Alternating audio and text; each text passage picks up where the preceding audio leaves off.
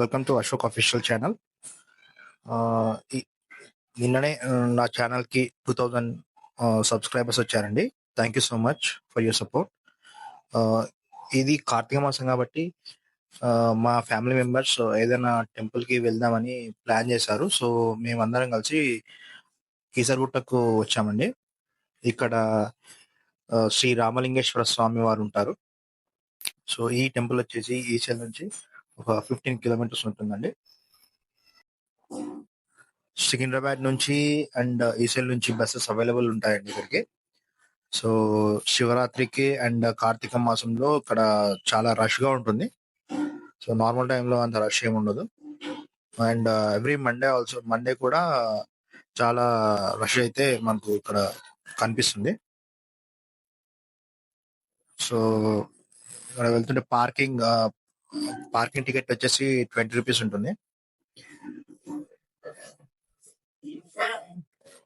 So Karthika మాసంలో main గా ఎక్కువగా శివాలయం ఆర్ విష్ణు టెంపుల్స్ కి వెళ్తూ ఉంటారు కదా.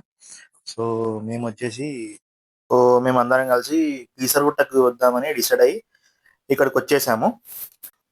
ఈ కీసరగుట్ట టెంపుల్ స్పెషాలిటీ వచ్చేసి శ్రీ రామలింగేశ్వర స్వామి అని అంటారు. ఎందుకంటే రాముడు ఇక్కడ శివలింగాన్ని ప్రతిష్ఠించాడు కాబట్టి. సో ఇక్కడ స్థల పురాణం చూసుకున్నట్టయితే శ్రీరాముల వారు లంకలో రావణాసురుని చంపేసి సీతమ్మ వారి సమేతంగా ఈ దారి నుండి నడుచుకుంటూ వచ్చే టైంలో ఈ ప్లేస్ మన శ్రీరాముల వారికి నచ్చి ఇక్కడ శివలింగం ప్రతిష్ఠ చేయాలని అనిపించి మన ఆంజనేయ స్వామి వారికి కాశీకి వెళ్ళి ఒక మంచి శివలింగం తీసుకొని రమ్మని చెప్పి పంపిస్తారు. సో అక్కడ ఆంజనేయ స్వామి వారు చాలా శివలింగాలు చూసి కన్ఫ్యూజ్ అయ్యి ఒక 101 శివలింగాలు తీసుకొని తోకతో పట్టుకొని ఇక్కడికి వచ్చేలోపు శ్రీరాముల వారు ఇక్కడ శివయ్యని ముహూర్తం దాటిపోతుందని చెప్పేసి శివయ్యని పిలిచి ఈ ఆత్మలింగంగా మారమని చెప్తారు. సో సరే అని చెప్పేసి శివయ్య ఆత్మలింగం మారిపోతే అదే లింగాన్ని శ్రీరాముల వారు గర్భగుడిలో ప్రతిష్ఠిస్తాడు.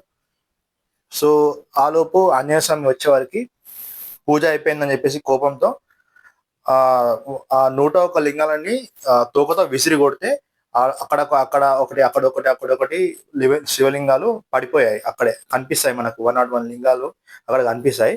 సో ఆ ఆయన కోపం శాంతించడానికి, సో ఆంజనేయ స్వామి వారి కోపాన్ని కూల్ చేయడానికి తెచ్చిన శివలింగాల్లో ఒక శివలింగం తీసుకొని ఇక్కడే మన టెంపుల్ గర్భగుడి పక్కనే ఇప్పుడు మా వెనుక మేము పూజ చేస్తున్న వెనుక ఒక టెంపుల్ కనిపిస్తుంది కదా, దాంట్లో ఒక శివలింగం ఉంటుంది. అదే శివలింగాన్ని మళ్ళీ పక్కన కూడా ప్రతిష్ఠించారు శ్రీరాముల వారే. సో దాంతో మన ఆంజనేయ స్వామి వారు కొంచెం శాంతిస్తారు. సో అది ఇక్కడి స్థల పురాణం అండి. సో ఇది చాలా పవర్ఫుల్ టెంపుల్ అండి. ఇక్కడ ఏది మొక్కితే అది జరుగుతాయని ఇక్కడ భక్తుల విశ్వాసం. ఇక్కడ కార్తీక మాసంలో మాత్రం చాలా రష్ ఉంటుంది. ఇంకా మెయిన్లీ కార్తీక సోమవారం టైంలో కార్తీక పౌర్ణమి టైంలో చాలా రష్ ఉంటుంది. సో ఇక్కడ ఎక్కువగా కార్తీక దీపాలు వెలిగిస్తారు. సో మెయిన్లీ మేము ఇక్కడ కార్తీక దీపాలు వెలిగించడానికే ఇక్కడికి రావడం జరిగింది. సో ఇది అయిపోయిన తర్వాత కింద ఒక పార్క్ ఉంటుంది. పార్క్ ఎంట్రన్స్ టికెట్ వచ్చేసి 10 రూపీస్, ఒకరికి 10 రూపీస్. సో ఇక్కడ అయిపోయాక అక్కడ మేము తినేసి కొంచెం సేపు అందరం ఫ్యామిలీ మెంబర్స్ అందరం కలిసి కొంచెం సేపు ఎంజాయ్ చేశారు.